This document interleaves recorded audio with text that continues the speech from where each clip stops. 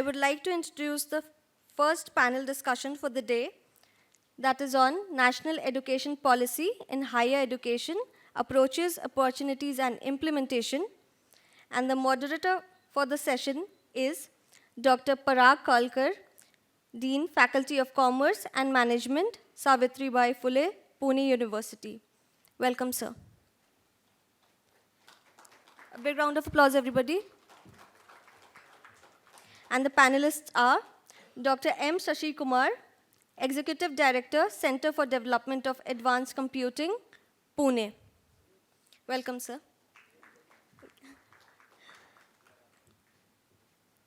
Dr. Siddharth Jabre, Vice Chancellor, Vishwakarma University, Pune, Maharashtra. Welcome, sir. Professor V.N. Rajashekharan Pillai, Vice Chancellor, Sumaya Vidva Vihar University, Mumbai. Welcome, sir. And Professor Dr. Vivek Sauji, Vice Chancellor, Bharati Vidyapeeth, Pune. Welcome, sir. Over to you, Dr. Parag Kalkar. Thank you, Elets, for this first session, panel discussion on the theme National Education Policy in Higher Education, Approaches, Opportunities and Implementation. I would like to welcome all my co-panelists, Dr. M. Shashi Kumar, Executive Director, CDAC Pune, Dr. Siddharth Jabde, Vice Chancellor of Vishwakarma University, Pune, Dr.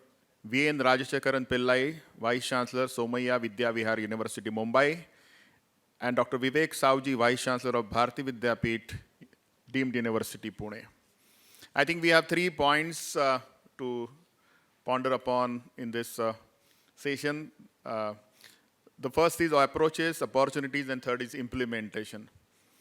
We are discussing, I think, this 2020 policy. We are in a close of 2022, so a lot of things are being deliberated and discussed, but I will just make 2 minutes remarks and then I'll pass it on to one of every panel members for their comments, and at the end, I think we'll have the question from the audience. We are talking about this policy a long back where we need holistic development, and why we are very much keen on implementation of this policy is the practical thing that our GER is 27% right now. So when we think about India as a country where we want this country to be Atmanirbhar and Vishwaguru country in next 25 years, I think reaching access to higher education is a challenge. And I think the universities now, I'm very fortunate that in a city like Pune, we have more than 26 universities now. So it's really Oxford of East. And we all know that these all universities are doing a great job individually. We'll take the feedback from them also, how they have already started implementing. Every month, I think UGC is issuing some of the circular telling us about some new guidelines of what is a National Higher Education Qualification Framework, National Credit Framework, Professor of Practice, and so many other things. And they want us to create a human being with full of life skills where communication, cooperation, teamwork, and resilience should be there. So a lot of formats are changing nowadays, and you know that the number of courses, I think, in the future may be major and minor without a mention of any faculty. So there are likely to be very drastic changes in the vertical of higher education, and in multidisciplinary, I think, with the science, engineering, and technology, we want the students to learn humanities, music, dance, media, etc. So making this so much combination rather than structure, I think, in our university, we used to have 13, 14 faculties. Medical was detached earlier. And now, since 2017, the new act has made only 4 faculties. Science and technology, commerce and management, humanities, and remaining in interdisciplinary science. Still, they want to further it more and make it more mixture. So I think the skill-based education is more important nowadays. The language now they are changing that you can bring the education in any language. I think the UGC is sending something. Any mode, any language, anywhere, any device, I think. And that's why we all have to work giving a student solution from end to end, starting from his enrollment to engagement and for degree and again post-degree verification also. So I think we not only in teaching learning process, but before and after, there are a lot of things I think we have to do. The UGC is telling us, starting from accreditation of the institute, the challenges in my thought process is the accreditation of so many institutes is still pending. Then autonomy and an autonomy to move them to the degree granting institute. In a university fold, I think in a state university, we face all these challenges because almost 30% of this institute under Savitribai Phule Pune University are still to go for any kind of accreditation because of some or other reason. So making them accredited, re-accredited, and converting them into the autonomous institute, and then moving ahead with the next process of making the degree granting institution. So I think with this all challenges will request every panel member to share their thought process on the three things: approaches, opportunities, and how to implement, because there are a lot of implementation strategy which are required. So I'll ask every panel member to complete in 5-7 minutes initially, and then if time remains, I think we'll again review. So we'll start with Vivek Sauji, sir. You can share your views. You can use the podium mic. So good morning to all the esteemed panelists and dear delegates. At the outset, I thank the Elets for organizing this very important one-day deliberation discussions on multitude of topics with a focus on implementation of NEP and giving us this opportunity to share our views and thoughts. As has been deliberated, the NEP is rolled out in the year 2020, and various educational institutes are in different stages of its implementation. So the topic for the panel is the approaches, opportunities, and implementation. Well, I'm a little odd man out. I have a medical background. I am a surgeon by training. I am a medical educator.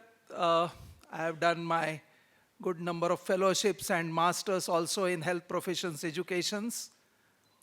And now leading this multi-faculty, multidisciplinary university, that is Bharati Vidyapeeth.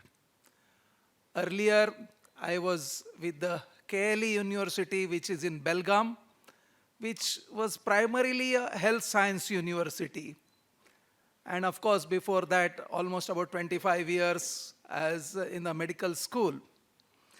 And in medical school or pertaining to the professional education, particularly from the point of view of medicine, I think the NEP has a very limited role as far as the health science is concerned. As of now, primarily they have said that medicine and law will be, regulated by the respective regulatory councils, and the implementation of the NEP as may be applicable, whatever relevant may only be applicable. Nevertheless, I'll not be talking about the medical part. I'll just have some of my views which are there. As an academician, as a head of the multidisciplinary university. So, primarily I feel that the two or three, Dr. Kirkar has expressed the broad framework of NEP and what all things it includes. So I'll not. Steve Jobs was asked why your iPhones and iProducts are so phenomenal. His answer was because they are not developed and created only by engineers. I come from mechanical engineering because there are multidisciplinary teams and there are transdisciplinary teams that work together. Therefore, this multidisciplinarity is there. It is part of us from the global side. And then in our university, I come from the multidisciplinary background, having PhD from IIT Bombay in mechanical engineering. But I got involved in patents. I'm a qualified patent attorney and drafted 300 plus patents and work in innovation, commercialization, and that's my expertise. What, as an opportunity, I would say, is the opportunity is enormous for students because the moment we say multidisciplinarity, that opens the doors for the students, and we and our students can get out of the silos of so-called disciplines. And the platforms that we have created is a transdisciplinary center of excellence in collaboration with industries. So we have industry partners and we have several transdisciplinary centers. The meaning of transdisciplinary is transcending the discipline. And the idea is the real life problem is discipline agnostic. Real life problem doesn't come with any discipline as such, correct? It has multiple disciplines. So we work very closely with industry to solve their real life problem and not the so-called academic problem. And it starts with the problem identification from the industry and then going back and creating a team of students who come from art and design, science, technology, humanities, social science as a group. And they solve, along with our faculty members, they work on this problem and they solve it using technology readiness levels. Technology readiness levels, all of us know, from 1 to 9, in a very well-structured manner. And these projects are monitored by the industry as well as our faculty, and we deliver it in time with milestones and deliverables so that the industry can use it and take it to the deployment stage. And the multidisciplinarity is here is the students from different disciplines, they work together and then they solve it. And these results are phenomenal. In fact, just to give you an idea, in fact, yesterday only, more than 30% of our students from art and design, BDS, are selected by one of the leading software industry. And thanks to the center that we have established, Design Thinking and Innovation Center in collaboration with State University of New York at Binghamton, where again this multidisciplinary approach is used. Similar center is established with Vilo, Matharan-Platt and Vilo Foundation in Germany. Another is with Integrated Environment Services with UK. So I'm saying these are the abilities that are provided and opened up by the new national education policy, where the multidisciplinarity, holistic development is all encouraged. Of course, there are many other aspects that are there, as you have mentioned. But one more last point I wish to make here is it's a completely revolution. If you look at it as Section 10, it's a restructuring of entire higher education sector where the affiliating system is demolished. Therefore, everybody, it's like a liberalization of education, perform or perish, as simple as that. And how we look at it as how close we work with industry, how we solve their real life problem. And as you rightly said, sir, it's a learner-centric. How do we bring in that learning into our classroom so that students know what to do with what they know and where can they apply. And that's where all these elements need to be brought. Thank you so much. I will stop Thank here. you, sir. Dr. Zabade sir has rightly focused on the mission of all of us is changing the landscape of the world, borderless education, transdisciplinary. Faculty walls are fading up, NBIC, AI, and industry basically interface which they are working and they're getting the result. So we all are talking about outcome-based education.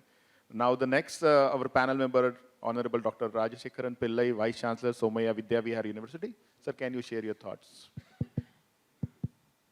Good afternoon, everybody. The subject of this panel discussion is a review of the National Education Policy 2020 and its implementation.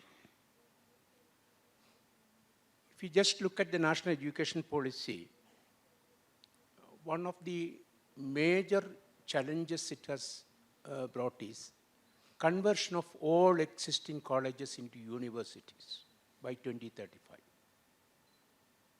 Affiliating system will be completely out of the country within 15 years. And the National Education Policy itself defines a university also. We all know the definition, but it reiterates the definition. A university has only one definition worldwide, namely a multidisciplinary institution of higher learning that offers undergraduate, graduate, and PhD programs and engage in high-quality teaching and research. That's the definition of a university. All over the world, it's a university. So we want to convert all our colleges into the universities. let us look at how many colleges we have, how many universities we have. We have 1,100 universities as of now. Even in the 1,100, maybe 90% of them do not fit this particular definition of universities. Only less than 10% fit that definition also. We have 1,100 universities. We have 50,000 colleges, affiliated colleges.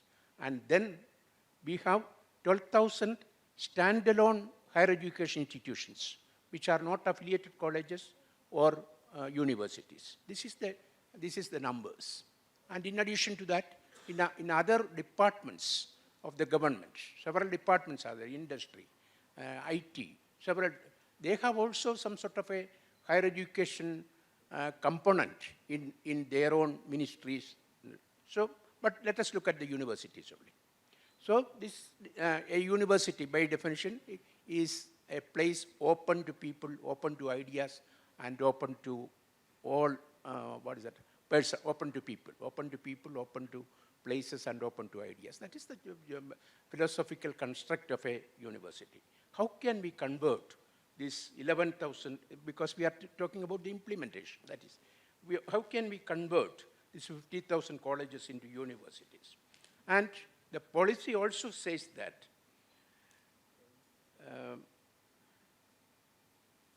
the present complex nomenclature of higher education institutions in the country as deemed to be university, affiliating university, unitary university, and so on, will be phased out in 10 years. University will be characterized only as public, private, and private aided, and as multidisciplinary research universities, that is the type 1 universities, and comprehensive teaching universities, type 2, and the third type, the degree granting colleges in the years to come. So these are the things. How realistic are we? Where are we now? For example, it is also mentioned in the policy, because 2030 and 2035 are the two deadlines suggested for the implementation of this at the different stages. And it is also mentioned in the policy that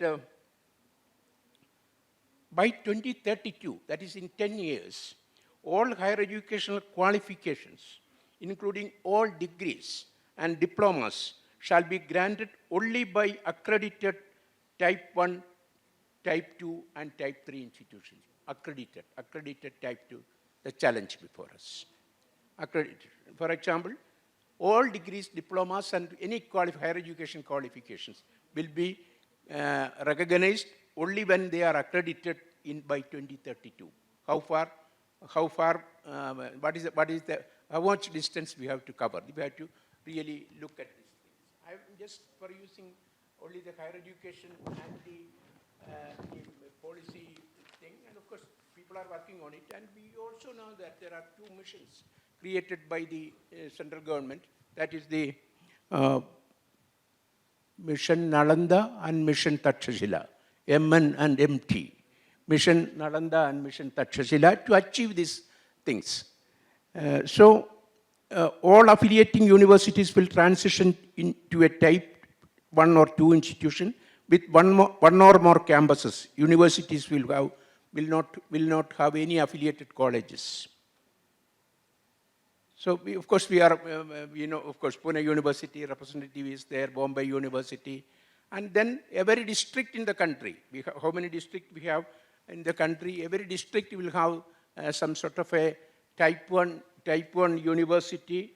766 districts are there in the country, and every district will have a multi-educational research university, MERU, that is that. So of course, these are things necessary, no doubt about it, but how can we achieve all these things? That is a challenge. And then if you just look at Maharashtra alone, how many districts we have? 36 districts in Maharashtra. Of course, there is Pune, you said there are 21 universities, 26 universities. But when it comes to total Maharashtra, probably we have to just have a relook at the distribution of the university. So these are all real challenges. And then it is mentioned that all current affiliated colleges must develop into autonomous degree granting colleges. That is the type 3 by 2032, or merge completely with the university that they are affiliated to, or develop into a university themselves. How realistic are we and where are we now? For example, whether it is possible for the affiliating colleges, several, maybe hundreds of affiliating colleges, I do not know how many Pune University has, easily 500, no? 1,000, okay. So how they get merged into Pune University? The type of management, the type of things, how can they get, and then it's mentioned that once it is merged, it will be in one or two campuses in the university. And then all the other colleges which are not getting transferred or are not going to be part of this university, they will be converted for other infrastructure facilities of the country. It will be used that of course, we have to just really think about it. These are all, I'm reading, you know, I'm not taking anything out, I'm not saying anything on my own, I'm just reading. But of course, there are things which can be done, no doubt about it. But we have to just look at these probably challenges.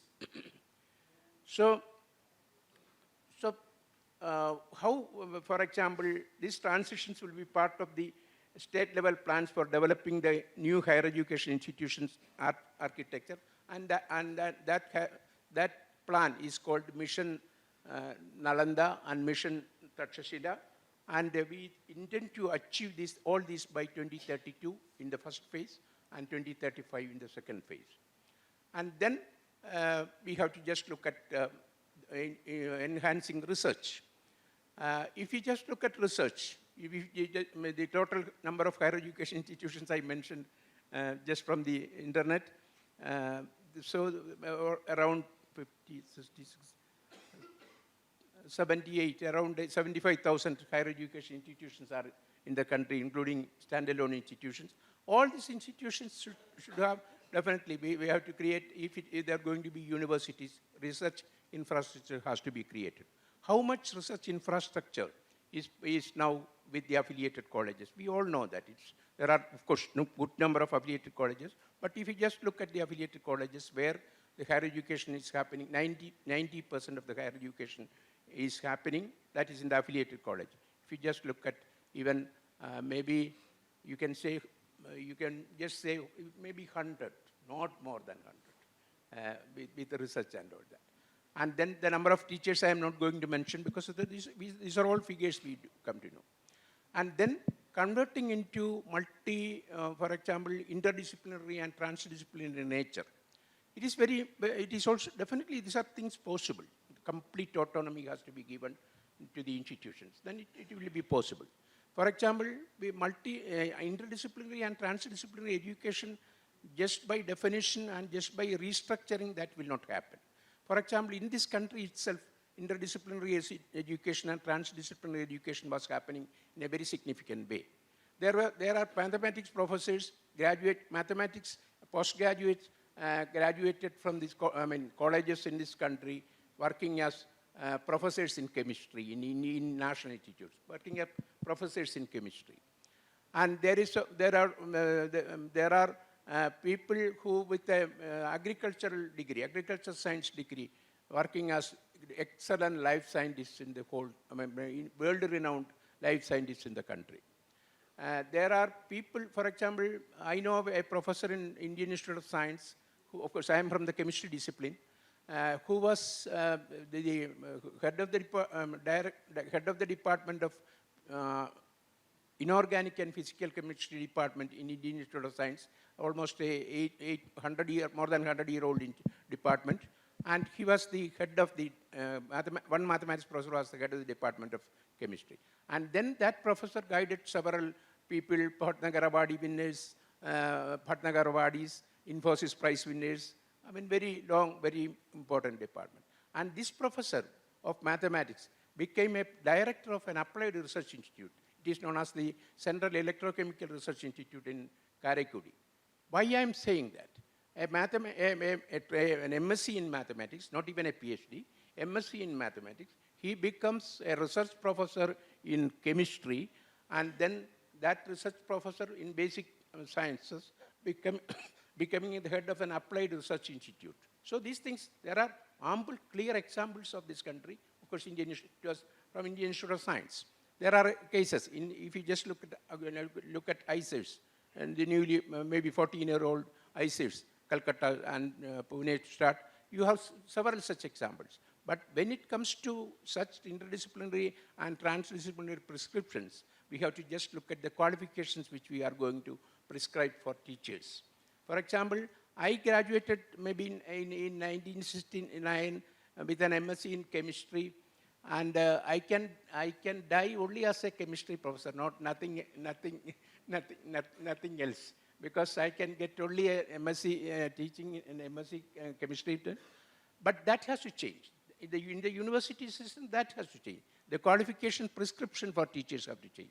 For example, yesterday we were discussing in our university about a BSMS program. We just thought, no, we will not offer chemistry, physics, or mathematics, or biology degree. We will offer science degree, BSMS in science. So these are the things which we have to look. These things are happening. So our undergraduate education can also, institutions can also be empowered to do such things, but we have to give them freedom, and there are eminent teachers, qualified teachers, and they have to work in different disciplines. And therefore, in order to implement the national education policy, we have to just look at the existing rules and regulations and make it maximum flexible, and particularly in the qualifications. And then qualifications not only for teachers, qualifications to the industry also. For example, when industry is very progressive, no doubt about it, they are not just looking at the degree and the particular branch. They are looking at the capabilities now. And similarly, in teaching and research also, these things should happen. And then in research, National Research Foundation is mentioned, but these are all very important things. If only we collectively, the teacher, enhance the capabilities of the affiliating college system, that empower the affiliating college system, the teachers in the affiliating college system, and then only the conversion of them into universities per se can happen. Thank you. Thank you very much. Thank you, sir. Thank you very much. Given elaborating about the canvas of higher education, and I know that being in higher education for a longer period of time, he has a lot of things to share with all of us, the real challenges faced by us. Now I request M. Sasikumar, sir, who is the Executive Director of CDAC, to share his thought process. Good afternoon, and thank you for this opportunity, and it's an honor to be part of this panel. So one thing I have to admit is that I'm absolutely the odd one out. I don't belong to any educational institution. So my forte has been technology, and for the last 2 decades, I've been working with the technology for education. So when I looked at the NEP document, and we have been interacting very closely with the Ministry of Education, the CBSE, NCERT, and all that, and they're all very hot about the NEP implementation. There are 2-3 things that kind of struck me, from particularly looking at from a technology point of view. One is that competency focus. I think that is something that everybody is talking about, that the entire curriculum has to be mapped into a competency model. In a sense, people like us who have been working with AI understands this a lot better, because we have been working with concept maps and things like that in the olden days. So, but we also understand the challenges involved. I mean, looking at the kind of multidisciplinary subjects that we have, what does it actually take to build a competency map in the entire curriculum? I think that's a huge challenge that need to be looked at. The second point which I kind of noted was portability. And I think the NEP is very strong about portability from across degrees, across classes, across universities, across institutions. What will it take? Because I've been working with a lot of engineering colleges in Bombay as part of their board of studies, advisory board, and all that. And I know how much of a effort goes into just revising your syllabus from year to year, squeezing things and cutting things out.